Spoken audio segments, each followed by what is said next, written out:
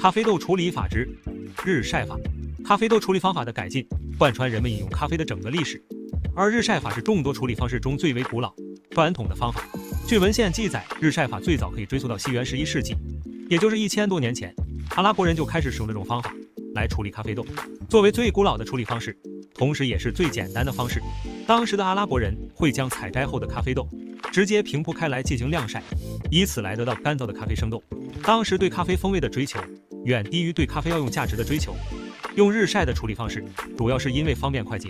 而如今的日晒法就要相对复杂一些，但依旧是最简单的方式。简单可分为4步：采摘、筛选、晾晒、脱壳。当日采摘后的咖啡浆果会在8小时内就进就速处理，果农会把新鲜的咖啡浆果先清洗一遍，同时进行初步的筛选，将污垢、土壤、树枝、树叶等去除掉。这一步通常采用手工的方式来完成，而后进行第2步筛选。在这一步，所有的咖啡浆果会被倒入一个大池子中，然后向池子中注入水，成熟完整的浆果会沉入底部，而未成熟、虫豆、坏豆等瑕疵豆会漂浮在水面上。在个别极度缺水的地方，这一步也会采用人工的方式来进行，瑕疵豆会被直接丢掉，而经过筛选的成熟浆果则会进入下一步，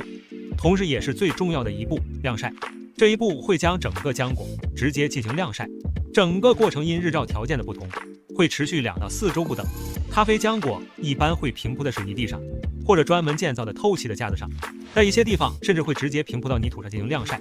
但是得到的咖啡豆会有泥土和腐烂水果味，虽然节省了人力物力，但风味大部分消费者都无法接受。晾晒的过程中还需要不时的进行翻动，这对最终咖啡的风味有很大影响，并且可以防止底部浆果过度发酵。晾晒的日期和光照条件有直接关系，那什么时候才是晾晒好了呢？这就要与咖啡浆果的含水量有关了。一般当浆果的含水量从60%降低到10%至12%时，这些浆果便达到了晾晒的标准。但是天气是不可控的，因此有一些大型农场会使用烘干剂来达到此效果，但是并不常见，因为日晒法最大的优势就是成本低。晾晒后的咖啡浆果会变成紫黑色，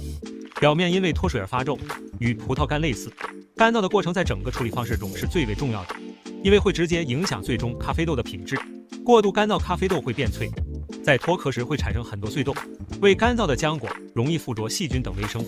而容易变质。晒好的浆果会进入下一步脱壳。脱壳就是将浆果已经晒干的果皮、果胶等去除掉，得到里面的2瓣生豆。对于果农来说，日晒法最大的优点就是成本低，而且不需要使用大量的水，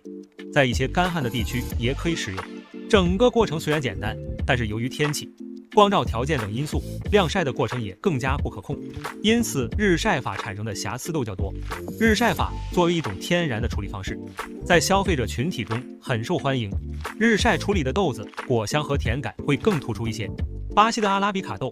超过90%使用的都是日晒处理法，包括印尼和伊索比亚的大部分罗布斯塔豆使用的也是此方法。但是在一些雨多和光照条件不足的地区，这个方法就不现实了。这就是传承了上千年的日晒处理法。